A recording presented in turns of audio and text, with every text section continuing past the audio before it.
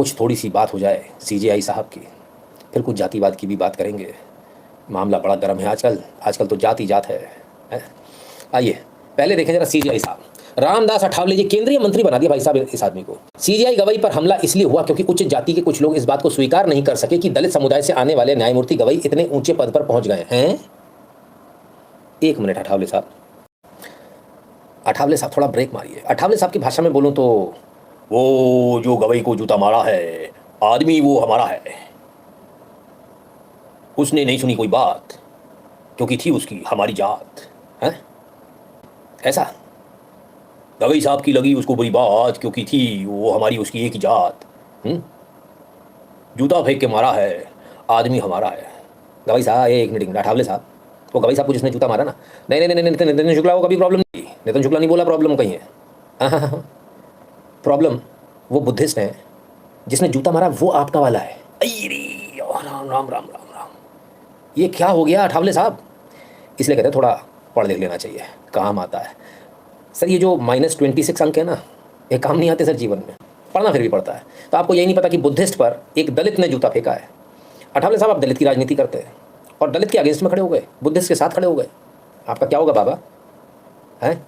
अगर ये पर्चे छपवा के अगर हम बंटवा दें आपकी कॉन्स्टिट्यूंसी में तो आपके लिए तो जीतना मुश्किल हो जाएगा। हाँ, इसलिए कहते हैं कि करनी चाहिए उतनी ही बात, करनी चाहिए उतनी बात, पोल न खुले आधी रात, यानी नितिन शुक्ला के लाइव में। ठीक है अठावले साहब, ऐसा मत कीजिए, गड़बड़ हो जाएगा मामला। क्या कुछ भी कुछ भी कुछ भी कुछ भी, ऊंची जाति वालों को प्रॉब्लम हो गई, ऊंची जाति वालों को फर्क ही नहीं पड़ रहा आपसे। ठीक है ना, क्लियर? तो दोबारा से ध्यान रखिएगा, आदमी आप मस्त हैं, तुकबंदी बढ़िया करते हैं, थोड़ी सी हम भी कोशिश कर लेते हैं आपके साथ में। आइए, गजब है साहब देश में, मतलब जिसको अपनी राजनीति चमकानी है लगे गाली दो, ऊंची जाति ऊंची जाति ऊंची। अरे पाप कर दिया ऊंची जाति, हमने कही तुम नीची जाति, तुम खुद कूद कूद के नीची नीची नीची करते ही चले जा रहे हैं, -26 पे लिए चले जा रहे हैं, हमारी जाति नीची हमारी जाति नीची हमारी जाति नीची। तो हम क्या करें? -26 नंबर पे तुमको सिलेक्शन चाहिए, उसके बाद घर के बाहर लिखना भी नहीं है अपना सरनेम, उसके बाद अपने ऑफिसर भी नहीं लिखना है, डॉक्टर बन गए तो भी नहीं लिखना कि हम कोटे से आए थे, रिजर्व कोटे से थे, हमारे नंबर तो 0 आए थे। तो पहले डिसाइड तो कर लो भाई, नीची ऊंची खुद ही नीची नीची चिल्लाते हो दिन में 10 बार, हाय हम नीची जात के, हाय हम नीची जात के, हाय हम नीची जात के। फिर कहते ऊंची जाति वालों को प्रॉब्लम है, हमने तो नहीं कहा तुम नीची जात के हो।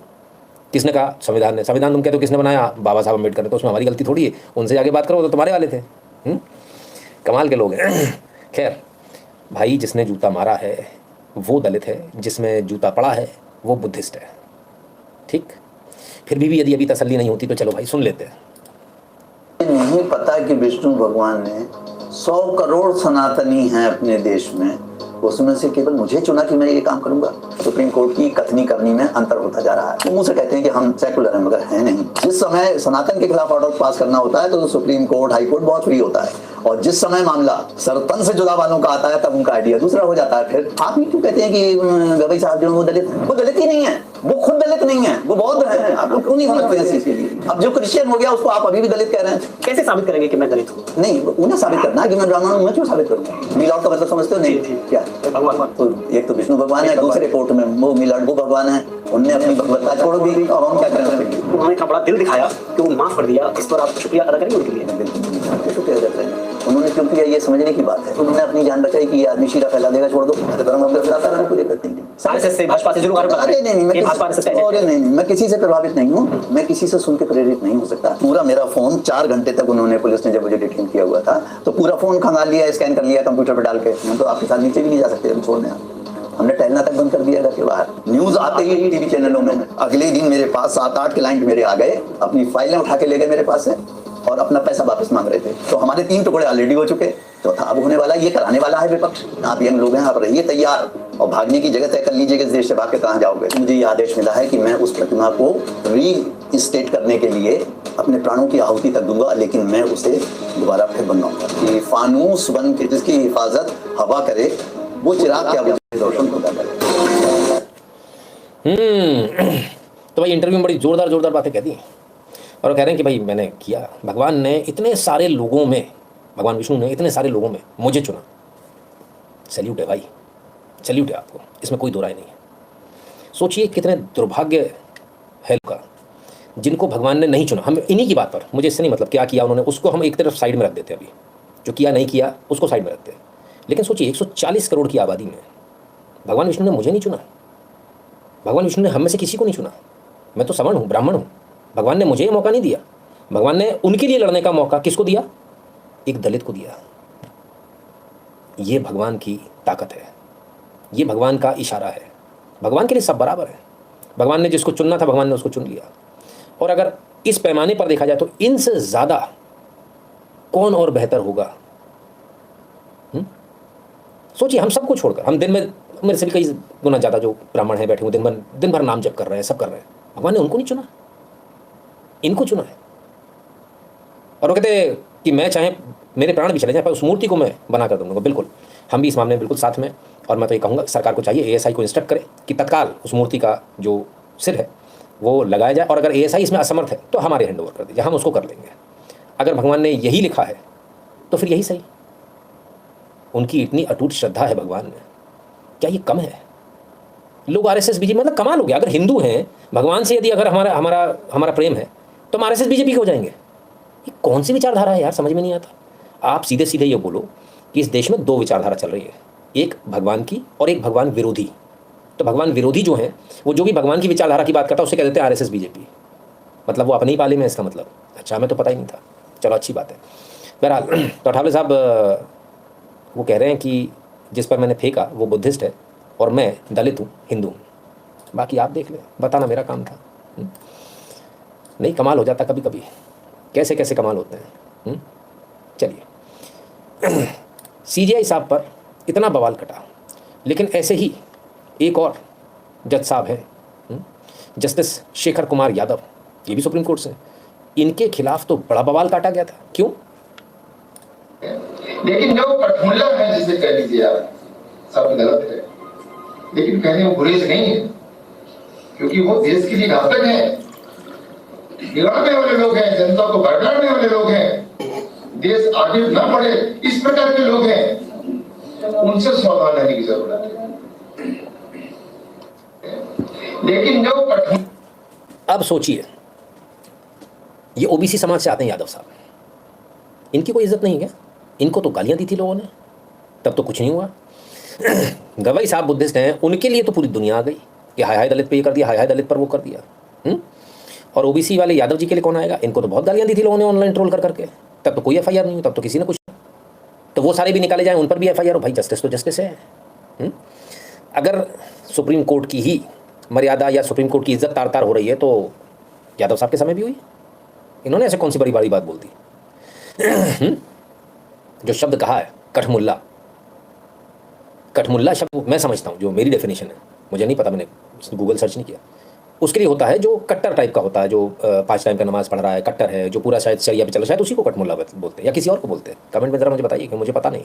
आई डोंट थिंक कि उसमें कोई बुरी बात बोली, उन्होंने तो उनके उसूलों पे चलने की बात बोली है। तो इस पर तो इनको बड़ी गालियाँ पड़ गई थी, अरे साहब ये तो आरएसएस का आदमी, फलाना ढिकाना, ये कर दो वो कर दो। मतलब किसी ने भी अगर सही बात बोल दी तो आरएसएस का हो जाता है। Gabbar Singh sir, this shoes fares को नॉट प्लान्ड बाय बीजेपी। अब देखिए, इस बारे में तो मैं क्या कहूँ। राज को राज रहने दो, आएगा कभी तो बाहर आएगा, मौका आएगा तो उस बारे में भी चर्चा करेंगे। फिलहाल वो बात क्यों पूछते हो जो बताने के काबिल नहीं है। आइए, सीमा हैदर के वकील साहब क्या कह रहे हैं। रही है। जिस ईश्वर की शपथ लेते हैं आप, ईश्वर को सच्चा मान के हाजिर नाजिर मान कर आप चीफ जस्टिस ऑफ इंडिया बनते हैं, जस्टिस बनते हैं, सांसद बनते हैं, राज्यसभा सदस्य बनते हैं, प्रधानमंत्री, मुख्यमंत्री और विधानसभा सदस्य बनते हैं। ये सब कुछ, चाहे नूपुर शर्मा वाला मामला हो, चाहे उदयपुर के सरतन से जुदा वाला मामला हो, चाहे बदायूं में सरतन से जुदा वाला मामला हो, चाहे बुलडोजर वाला मामला हो, किस विषय पर विष्णु भगवान के लिए बोला जाएगा, उत्तर प्रदेश के योगी आदित्यनाथ के बुलडोजर के लिए बोला जाएगा। लेकिन मेवात में जब सनातन धर्म के लोगों पे गोलियां लाठियां चलेंगी, जब रामनवमी यात्रा पर लाठियां गोलियां चलेंगी, जब जहांगीरपुरी में चलेंगी, जब सीलमपुर में दंगे होंगे, तब नहीं बोला जाएगा, तब सुमोटो नहीं लिया जाएगा। यही दुख की बात है, यही दुख का कारण है, ये इसीलिए आपको दोहरा चिल्ताज करना पड़ रहा है। सवाल सर यही है, जिस तरीके से देश के अंदर इस मुद्दे को लेकर हवा दी जा रही है लगातार, सवाल यही है कि ये सही हुआ गलत हुआ, आपकी नजरों में इसका क्या कारण है और क्या आप इसको कैसे देखते हैं? आप इसको नहीं घटना तो भाई धीरे धीरे करके सारे वकील भी सामने आ रहे हैं। और ये जो पीड़ा है, ये हिंदू समाज की, सनातन समाज की पीड़ा है जो अब निकल कर आ रही है। परेशान लोग बहुत थे, काफ़ी लंबे समय से थे, अब लोग बोलने लगे। वो क्या था? बोलने लगी तो बोलने लगी। कब तक चुप रहेंगे, कब तक? और कुछ लोग अम्बेडकर के नाम पे भी बवाल काट रहे हैं, वो ऐसा कह दिया, उसने ये कह दिया, उसने वो कह दिया, फलाना कह दिया। अरे भाई साहब, 1997 का पेपर है, 28 जुलाई का। अंबेडकर अंग्रेजों के दलाल थे। तेजपाल, अब इस पे कोई कुछ क्यों नहीं बोल रहा? तेजपाल जी पे कोई क्यों नहीं बोल रहा? तेजपाल सिंह जी पे हैं? जानते हैं कौन है तेजपाल जी?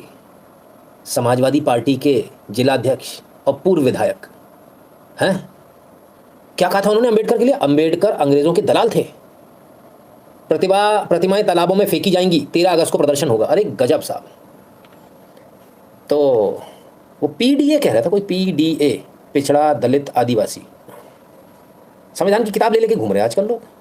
एक लाल बाइबल पकड़ के घूम रहे हैं, कहता संविधान की किताब है, दूसरा कोई दूसरी किताब पकड़ के घूम रहा है, पर्चा लेके घूम रहा है, कहता संविधान की किताब है। बाबा साहब हैं। बाबा साहब की प्रतिमाओं को कहाँ फेंकेंगे अपन? तालाबों में। 1997 की न्यूज़ है भैया, मैं क्या करूँ? देख लेना, ढूंढ लेना, पता चल जाएगा, मिल जाएगा। अच्छा, इस पर कुछ बवाल कटा? नहीं, इस पर कोई कुछ नहीं कहेगा। क्यों? समाजवादी पार्टी के हैं, तेजपाल सिंह है। कुछ ब्राह्मण से ढूंढ के लाओ। इतना ब्राह्मण की दुकान चलती नहीं है, क्या करें? घंटा है मंदिर का, जब तक उसे बजाएंगे नहीं तब तक कुछ बात में मजा ही नहीं आएगा, वजनदारी नहीं होगी। क्या कहें? आइए ज़रा देखें साहब, अंबेडकर साहब ने पढ़ने का वो नहीं था, अंबेडकर साहब ने बनाया है संविधान।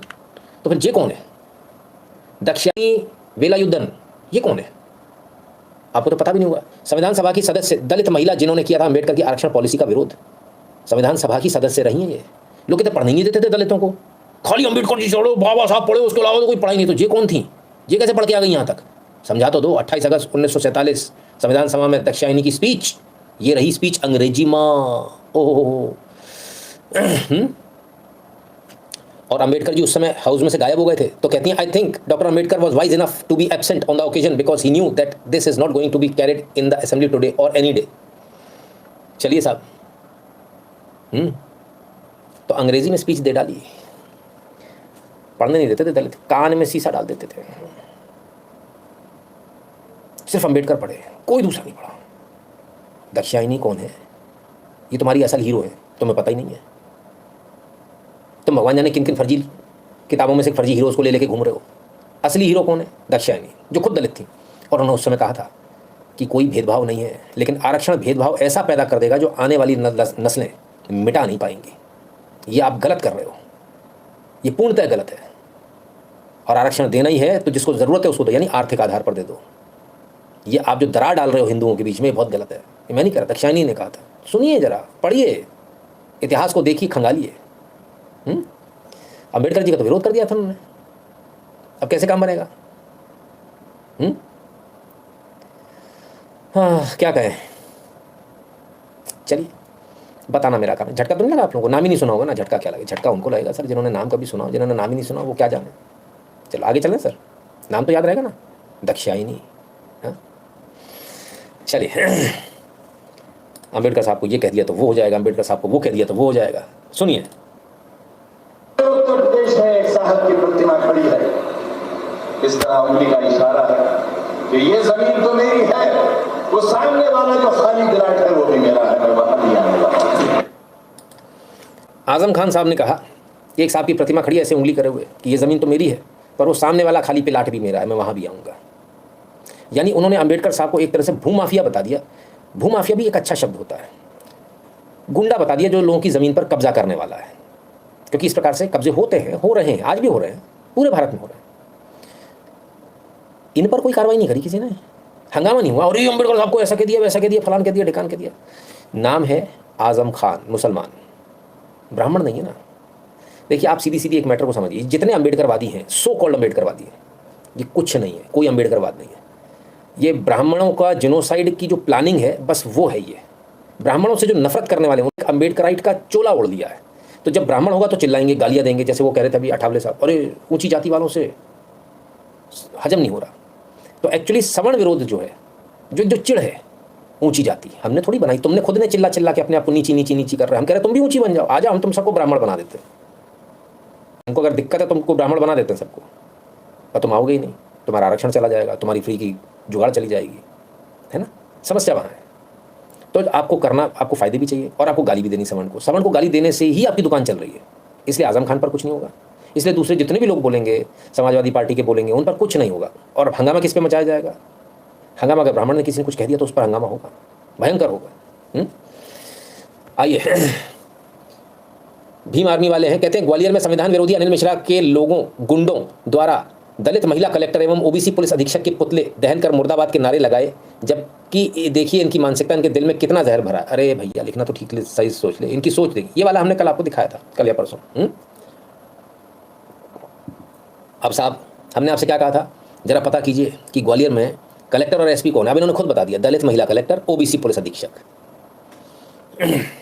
ठीक है, पुलिस प्रशासन जो है इनकी हर बात मान ले और इनके हिसाब से चले।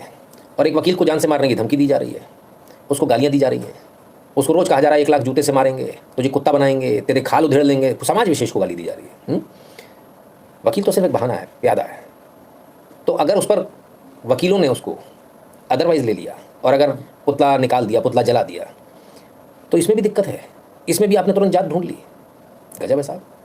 खैर सोचिए इस देश में क्या हालत है कि आरक्षण के नाम पर 73-75% जो आरक्षण होने वाला है उसके नाम पर नौकरी लेकर लोग आते हैं, और नौकरी लेकर जब आ जाएंगे और काम सही तरीके से नहीं करेंगे, एक तरफा कार्रवाई करेंगे, और अगर आपने आवाज़ उठा दी तब क्या करेंगे, तब विक्टिम कार्ड करेंगे, हाय हम तो दलित हैं, हमारे साथ इसलिए ऐसा हो रहा है।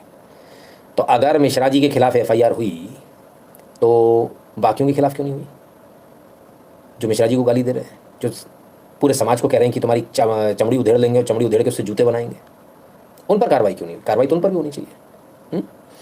खैर मिश्रा जी मजे ले रहे हैं, मिश्रा जी के समर्थन में लोग आते चले जा रहे हैं। कार्यकारी राष्ट्रीय अध्यक्ष अनिल मिश्रा जी के साथ में है। पूरा क्षत्रिय समाज अनिल मिश्रा जी का सपोर्ट करेगा। 15 तारीख को अगर कोई अनिल मिश्रा के ऊपर अगर कुछ नहीं करता है तो पूरा क्षत्रिय समाज की लड़ाई होगी, और पूरा क्षत्रिय महासभा अनिल मिश्रा जी के साथ में है। जय श्री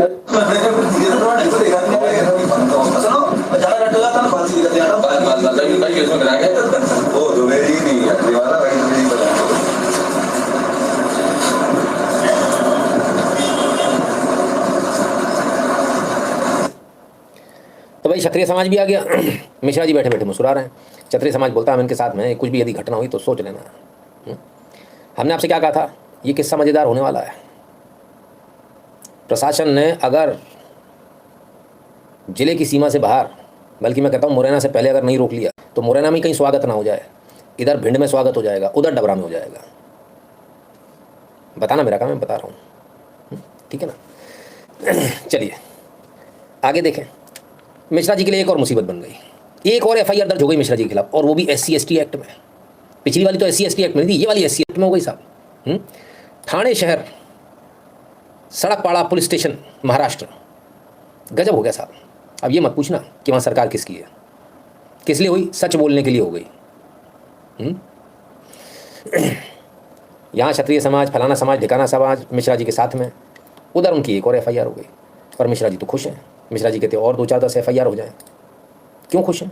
मिश्रा जी से सुन लेते हैं। जी मैं समस्त श्रवण समाज को बधाई देना चाहता हूँ कि मुझे एक और FIR फेस करने का मौका मिलेगा। ये जो नई FIR हुई है वो खड़गपारा पुलिस स्टेशन जिला थाने में हुई है महाराष्ट्र। उस FIR से ये और साबित करने का मौका मिलेगा कि वाकई में अम्बेडकर क्या थे और क्या नहीं थे। इसलिए मैं उसका सर स्वागत करता हूँ।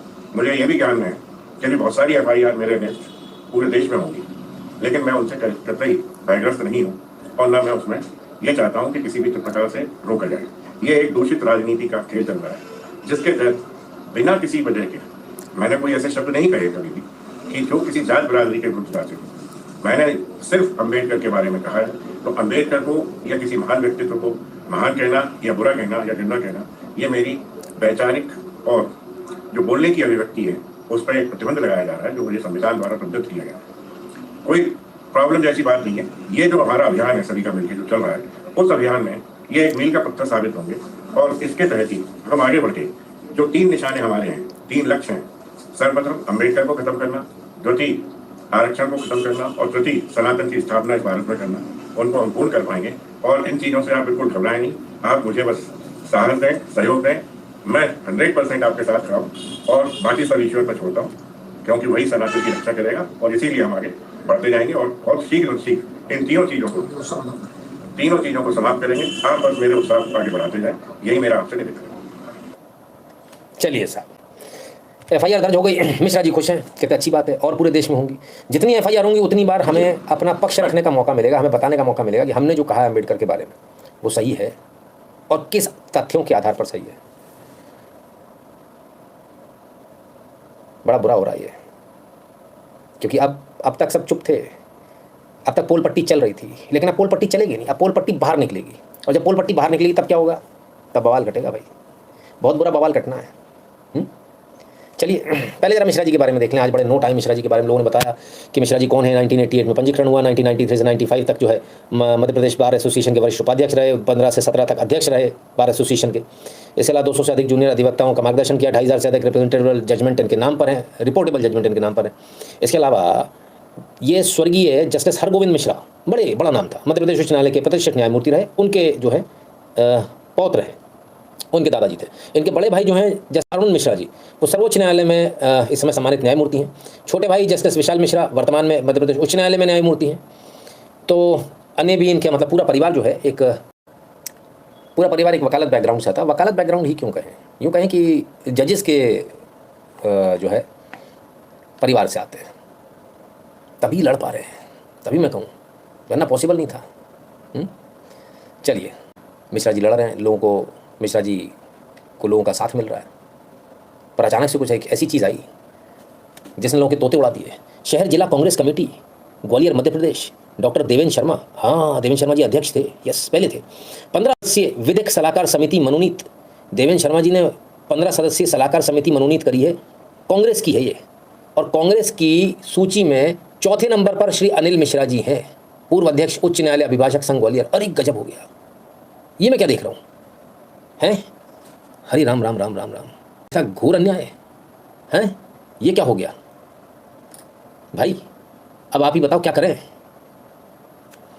अनिल मिश्रा जी तो कांग्रेस के निकले, वो कह रहे हैं हम अम्बेडकर की पोल खोल के रख देंगे। अनिल मिश्रा जी की और भी तस्वीरें हैं। अनिल मिश्रा जी की तस्वीर है, कांग्रेस के विधायक हैं, और इनकी धर्मपत्नी जो है वो कांग्रेस की मेयर है, अनिल मिश्रा जी के साथ में है।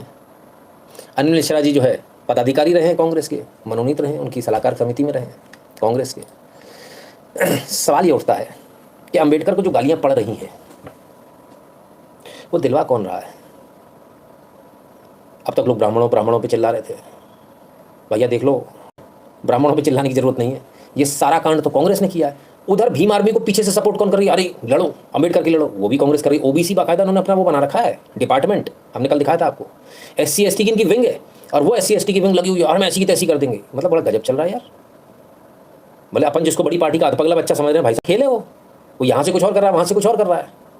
खैर बहरहाल इसके बावजूद लोगों का ये कहना है, लोगों का मत ये है कि जो भी हो अनिल मिश्रा का कॉज सही है, इसलिए अनिल मिश्रा के साथ खड़े रहना चाहिए। अच्छी बात है, ये तो और भी अच्छी बात है कि भीम आर्मी वाले कह रहे हैं कि अम्बेडकर जी के लिए ऐसा कहा, तो हम जो है वहाँ जाएंगे, कोर्ट में जाएंगे। अनिल मिश्रा जी का कहना है कि हम कोर्ट में साबित कर देंगे, और जितने जो तथ्य हैं उनके आधार पर अब तक जो अनिल मिश्रा जी ने कहा है, मुझे तो नहीं लगता कि दुनिया की किसी भी अदालत से उनको सज़ा हो सकती है, किसी भी अदालत से नहीं हो सकती, क्योंकि जो उन्होंने कहा है उसके तथ्य, उसके प्रमाण मौजूद हैं, और मैंने खुद ने पढ़े, और वक्त आने पर आपको भी दिखाएंगे, आपको भी पढ़ाएंगे। तो समस्या क्या है कि जो दादागिरी जो है चुप कराने वाली, वो दादागिरी खत्म हो गई। अब सवाल ये है कि अनिल मिश्रा जी जब कांग्रेस से हैं तो ऐसा हो क्यों रहा है? आप अंदाज़ा लगाइए क्यों हो रहा है। इतने समय से आप मुझे देख रहे हैं, काफ़ी कुछ सीख लिया होगा अब तक तो आप लोगों ने। चलिए नहीं समझ में आया तो मैं समझा देता हूँ। अम्बेडकर तब तक तो सही था जब तक कांग्रेस लेके चल रही थी, हाँ भैया अम्बेडकर जी हैं, बाबा साहब हैं। अब बीजेपी जो है अचानक से लेके दौड़ दी अम्बेडकर, अम्बेडकर अम्बेडकर अम्बेडकर। इन्होंने बहुत बड़ा जो लार्जर देन लाइफ बनाने की कोशिश करी। जब इन्होंने बहुत बड़ा लार्जर देन लाइफ बनाने की कोशिश करी तो उन्होंने वापस छीनने की कोशिश करी। जब छीना नहीं तो बोले ठीक है कोई बात नहीं, छोटा कर देंगे, सिंपल। बहरहाल इस सारे एपिसोड में भारत की जनता के सामने सही इतिहास आ जाएगा, ये एक अच्छी बात है, ठीक है ना। तो दादागिरी खत्म हो गई, गुंडागर्दी खत्म हो गई जो अब तक चल रही थी। हमने पहले कहा था वकीलों के रट्टे में पड़ेंगे तो दिक्कत में आएंगे। याद कीजिए मैंने बहुत पहले एक बार कहा था आप लोगों से, पत्रकार, वकील, ये कुछ ऐसे लोग होते हैं जिनसे उलझना किसी के लिए भी संभव नहीं है। आप कितनी बड़ी तोप बने रहे, आप अपनी कब्र खोदना शुरू कर देते हैं जब आप इन लोगों से लड़ते हैं। एक का बहुत है, आज छत्तीसगढ़ में हुआ, हमने तुरंत आपको दिखाया ना, बीजेपी शासित प्रदेश है, तिवारी जी हैं, ब्राह्मण हैं, लेकिन तिवारी जी नप गए। पत्रकारों से पंगा लेंगे तो यही होगा। तिवारी जी कौन सा अलग से कोई अपनी कुर्सी पर बैठकर जो है वो स्पेशल कंसेशन देते हैं ब्राह्मणों को, देते हैं क्या? अगर देते हो तो बताना, है ना। जात सबको याद आती है सर, लेकिन तब याद आती है जब उनको अपना काम करना होता है। ठीक है, www.nitinshukla.in पर आपको जाना है अगर आप चाहते हैं ऐसा ही बेहतरीन एनालिसिस आपको मिलता रहे। अगर आप चाहते हैं हमारा चैनल ऐसे ही चलता रहे तो भाई QR कोड को स्कैन करके अपना पेमेंट जरूर कर देना, क्योंकि यही वो लाइफलाइन है जिससे हमारा चैनल चलता है। आप लोग पेमेंट नहीं करते, हम चला रहे हैं, कोशिश कर रहे हैं, जब तक चलेगा तब तक ठीक है। लेकिन अगर आप लोग चाहते हैं अच्छी तरह चले तो अपना नियमित पेमेंट किया कीजिए। QR कोड को स्कैन कीजिएगा, अपना पेमेंट भरिएगा, नाम और नंबर एड नोट में, और फिर सेंड कर दीजिएगा। सोशल मीडिया के तमाम सारे प्रोफाइल फॉलो कर लीजिएगा। टेलीग्राम और व्हाट्सएप के चैनल से ध्यान से जुड़ जाएगा। जो भारत के बाहर में पेटीएम और पेपाल वाला बटन दबाकर अपना पेमेंट करने का कष्ट करें।